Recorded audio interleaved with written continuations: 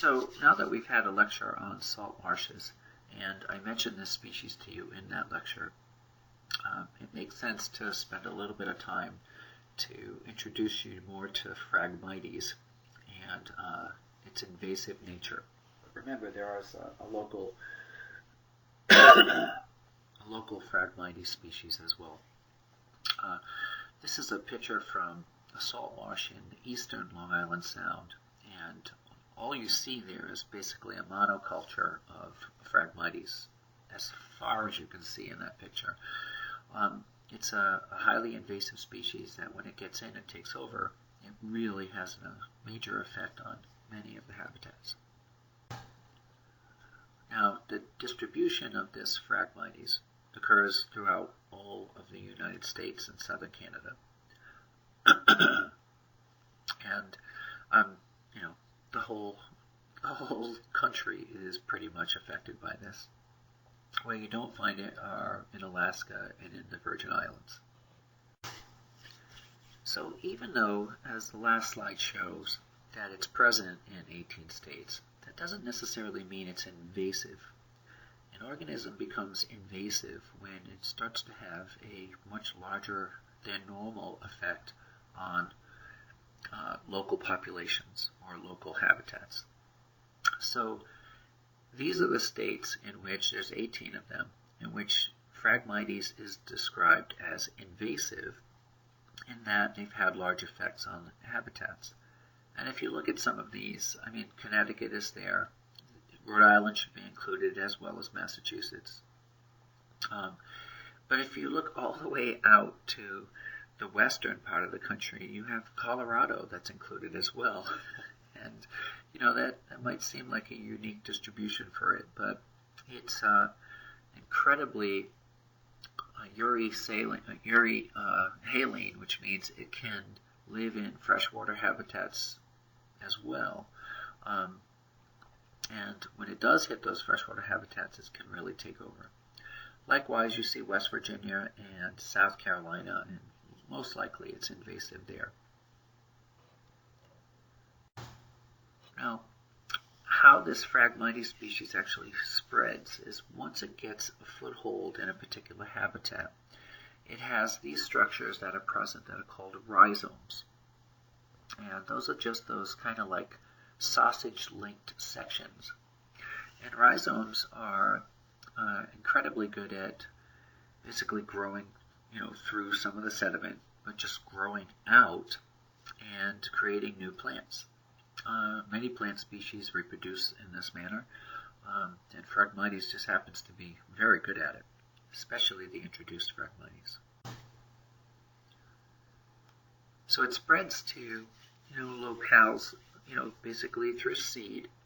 It has that large head of seeds that get dispersed via the wind and water, and through the movement of rhizomes and rhizome fragments that might break off.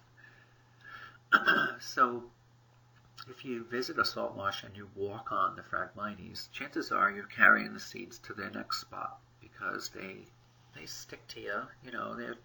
They just grab onto any type of clothing, and then when you just keep walking, you're just distributing the seeds as well. Now they produce thousands upon thousands of seeds per year, and even though many of those seeds have no viability whatsoever, there does appear to be some annual trends as far as how reproductive they are, and how seeds actually can get past many of the obstacles that they'll face in order to hit new habitats. So they do grow, they grow well, and they do spread once they get into a particular habitat. So I mentioned in the last lecture that there was a native species, and then I mentioned the Phragmites. And if you look at this picture, it represents both. So on the right-hand side of this figure, you see the native species. It's kind of like I want to say a lighter green, but it's got shades of silver in there as well. And if you look at the introduced Phragmites, it's the much taller, darker green relative just to the left. And if you know anything about plant competition and the need for sun and water and soil nutrients. Just from this picture alone, you can see that at some point the introduced Phragmites would actually overshadow and take away the sun, especially at different times of the day, than the native species are there just on height alone. So there's other differences between the native and the exotic Phragmites that you should be aware of. Again, this is just another picture. You can see how much taller the Phragmites is, and that's just a common plant competitive technique. Grow taller, introduce shading to the other plant, hence they die off. Now the native Phragmites, it doesn't occur in very dense stands. You do have it intermingled with other, native species, and you can find stands of it that, they look dense, but they're not. They don't have that same kind of ecology as the invasive Phragmites does. They grow to a maximum of around 8 feet. They're pretty delicate, which means they're kind of easy to break, and they often have this red chestnut color toward the base of them. So if you're ever in the field and you're in a Phragmites stand and you don't know whether or not it's native or invasive, you can simply look toward the base and see. If you see that chestnut kind of color, you know that you're in a native Phragmites area, which that's the kind of areas we want to keep going and propagate along.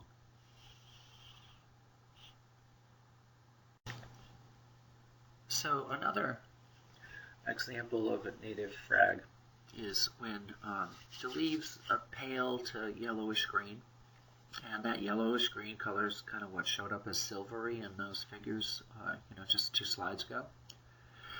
And in the winter or the fall, the sheaths of the leaves actually fall off. The stems most likely don't survive standing through the winter, and they get kind of knocked down by the weight of snow and any kind of ice that might build up around them. Additionally, the native Phragmites flowers, just next month, July, and throughout August. And the inflorescences are generally sparse in comparison to the introduced form. So the inflorescence is that entire structure that you see there on the left. And, when you look at that, you can see there's plenty of seeds. But if you look at the invasive Phragmites, you can see, oh, wow, that's like 10 times the number of seeds. Now that exotic Phragmites, or the invasive Phragmites, forms instead of, less dense stands, very dense stands. And they can be, live stems, have dead stems, and that could be from the previous year's growth. They don't stop at 8 feet. They can go all the way up to 15 feet and beyond. They're very rigid, and they're kind of rough to the touch. These are things that you just can't go and knock down easily. Okay? And I know a lot of initial restoration attempts for salt marshes that were invaded by this Phragmites, people went in to just rip the plants out, and what they didn't do was cover up all the seeds on the surface or at the top, and all they did was just spread the seed around, effectively not getting rid of the plant at all. And this Phragmites is a darker green, like a blue-green. It's much darker than the native. The leaves are usually elongated, typically 1 1/2 inches wide.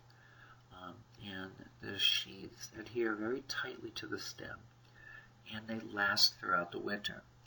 That's what makes the invasive Phragmites so incredibly invasive, is that while the native Phragmites is dying off in the winter, the invasive is just still there, being able to weather all kinds of snow and ice and everything else. Additionally, again, if you compare this to the native, you can see just how many more seeds are in there. And what's unique about the exotic is that they don't reproduce in July and August. They reproduce just after that, in August and September.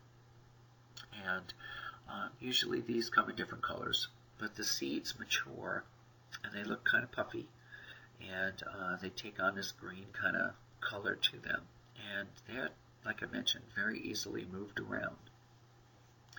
So if you have two species competing, one that reproduces in July and August and the other one that reproduces in August and September, there's a little bit of a competitive advantage for those that reproduce last, because the last reproducers probably have a benefit of more moisture in the habitat, decreasing temperatures that can lead to muddy, environments.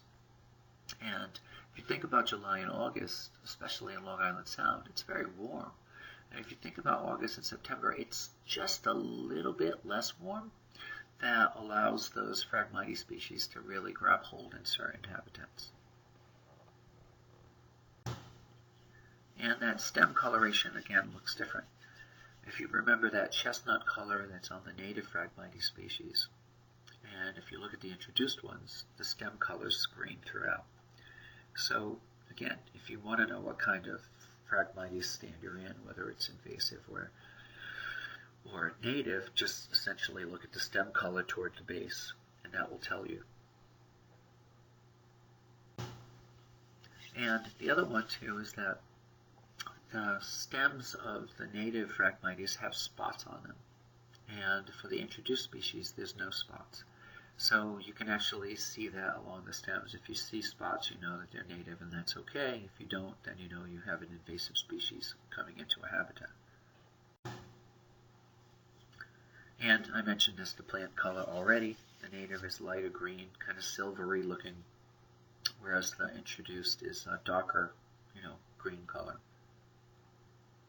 And there aren't many things you can do to manage these. There aren't many biological controls that you could introduce to take care of the invasive Phragmites. Burning has been a traditional method used that just releases the seeds into the atmosphere so they can travel far and wide. Chemical management's not really a good idea, just because you're introducing chemicals into habitats. They've tried mowing these down, and that doesn't work again because of the seed spread. What they have tried, which has been somewhat successful, is modifying the amount of water that actually gets to these. So you can overwhelm and underwhelm species that live in, these marine habitats, because you can cause drought on them, which, they need the water in order to survive. And if the salts start to build up in them, then they have all kinds of issues. But on the other side, if you flood them, and they flood dramatically, you could, damage them that way as well. So, management options have tried all these different methods, from pulling them out as well, from capping them off and then pulling them out. So you'd send people out with literally thousands of very thin bags that would then put the bag over the plant or multiple plants, tie them off at the bottom as close as they can, and then pull the plants out. But you can imagine what that would create. That's going to pull out a lot of marsh that's been protected, or marsh that's been, created. And so it has some devastating effects on marshes. But marshes aren't unrestorable. And the next couple slides, I'm just going to show you some examples of some restoration efforts of marshes that have taken place in the last 30 years. So the first restoration is this Bronx cement plant. And it's it's in the Bronx, right? You wouldn't expect these urban areas to have a great deal of salt marsh in them. But this urban fill was occupied by different species of salt marsh plants that you would expect. So the project description was they took all the debris away. They removed as many invasives as they could. They put in clean sandy fill, and then they introduced Spartina alterniflora that was planted in the lower marsh. So if you look at this picture, you can see what that marsh looked like before the restoration effort took place. And yep, that's just about as ugly as you can get for a coastal habitat. And then afterwards, and this is in an urban salt marsh. I mean, this is 1 block away, not even that, from where people live in very densely packed areas. And obviously that second salt, the lower picture is just, still degraded, but it's a young marsh who now, has a chance here. I'm describing it as a person. You have a young marsh here that has the ability to become a medium-aged marsh and an older marsh. So you can put things in place and actually help with the restoration of habitats just by moving some species around. What you see at the bottom is that grass that's there is the Spartina alterniflora. Now, if we look at another example of restoration effort, this one was an old lime right on the Long Island Sound and the Connecticut River. And if you look at the cause of the degradation that took place, the primary cause of habitat degradation was the gradual but progressive invasion of Phragmites australis into these brackish marshes. And, this started way back in the 1950s. Now, I'm going to show you a picture that represents mosquito ditching that has been present along the coastal habitats of Connecticut and throughout our country since like 1920s, 1930s. If you think it for a second about, the scare that mosquitoes bring when it comes to diseases. This isn't a new phenomenon with West Nile or Eastern equine encephalitis or anything close to that, with the newest one being the Zika virus. This is something that's been around for over 100 years. When Americans went down and helped build the Panama Canal, a lot of people got malaria. It kind of scared many Americans because they were like, well, we live near mosquitoes all the time, so we have to do something about it. And the way they did that was produce these mosquito ditches. I'll show you in a picture. So this ditching, what it did was it caused a loss of surface pools and ponds that were, really vital to many different organisms that live on the shore. It also reduced the soil salinities, and it promoted conditions that allowed for this invasive Phragmites to come in. So what they did was they treated approximately 200 acres with an herbicide, glyphosate, in late summer. And what that did was that, killed off many of the plants. And any dead standing stalks of Phragmites were cut out with a mulching mower. So that reduced all the bulky material that was there, and that helped accelerate decomposition. So when you have a removal of all that above ground biomass, there's no shading effect taking place anymore that I mentioned earlier. And that promotes a rapid recolonization of any kind of native vegetation. So that vegetation recovery is quickest with the youngest colonies of Phragmites that might still be present. So this project area was the Great Island and Upper Island. It covers 575 acres, and 220 of which were treated. So let's take a look at some of these pictures. So this is Old Lyme, and you can see the train track there. That's that dark line to the top and then coming down to the right-hand side. And you have the Upper Island and Gray Island. And what you see is the extent of Phragmites that was present there. That's in pink. Now these are the invasive Phragmites. So wherever these invasives were found, you knew that you had a growing problem. Eventually they would be able to take over that habitat completely. And if you look at this aerial photo, what this shows well on the Gray Island, so this is that lower island, is if you see all those lines going through the salt marsh, those are mosquito ditch lines. So the reason that was done in the 20s and 30s, again, was to get rid of mosquitoes that are just living in these pools near the coast that could affect local populations. So the Army Corps of Engineers went in and made these ditches, and what those ditches did was, as the tide came in, it flooded the whole marsh with seawater, and then as the tide went out, it pulled all the mosquito larvae with it. And it worked as a method of mosquito abatement for a long, long time. I mean, this happened almost 100 years ago, and there's still many present. But if you compare what's happening on Great Island, which is in the left-hand side there and toward the middle, with the smaller little habitat there, just to the east of it.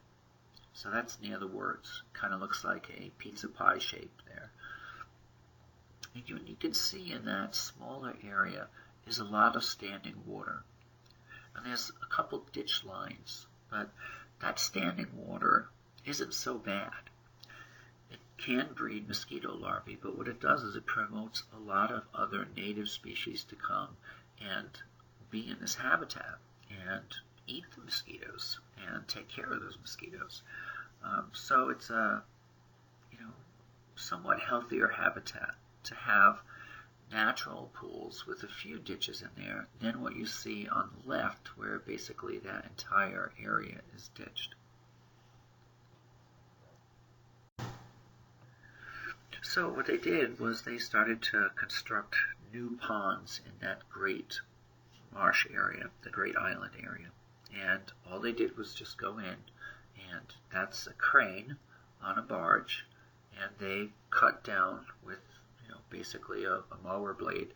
They cut down the marsh, and you can see the big circle that they made. They're just cutting it and cutting it and cutting it, and they're trying to open up these ponds for natural species or natural wildlife to come in. It worked. It was actually a really good project. Now, the last example I'm going to give you is the Milton Harbor Salt Marsh. This again was in New York, but in Rye, so it's on Long Island Sound. And there was invasive species infestation. So what they did was they restored parts of the lower marsh with Spartina, and they removed a lot of the Phragmites that were present. This was a small one. This is just 2 acres, but the effect that this has had. So what you see on the top picture is where they removed the Phragmites, and you can see it's just mud that's left. And then the second picture is when they introduced the Spartina. So you can see how that looks as it was getting closer to the water. The Spartina is there exactly as it should be. And you can see just a few months later how, thick the Spartina was on the left and the native Phragmites was on the right. So, you look at these pictures, and the picture on the left is the restoration effort. The picture on the right is what it looked like, before any restoration was done. And you can see that it's not a healthy marsh at all.